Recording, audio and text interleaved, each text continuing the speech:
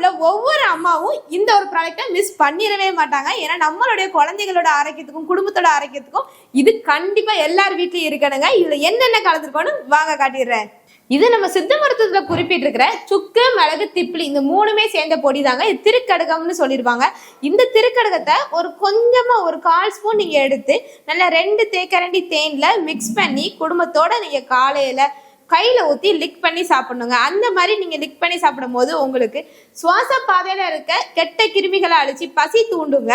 So இந்த மாதிரி நீங்க ரெடி பண்ணி வச்சு உங்க குழந்தைக்கு கொடுக்கலாம். இது ஈஸியா நீங்க வீட்லயே கூட ரெடி பண்ணிக்கலாம். இல்ல இந்த 3 பொருளை நான் எங்கெங்க போய் தேட, நீங்களே ரெடி பண்ணி தாங்கன்னு சொன்னீங்கன்னா நம்ம ரெடிமேடா ரெடி பண்ணி வச்சுக்கோங்க. அதாவது சுக்கு, மிளகு, திப்பிலி 3த்தையுமே நல்லா ட்ரை பண்ணி காய வச்சு நம்ம தேன்ல இந்த மாதிரி ஊற வச்சே வச்சிருக்கிறோம்.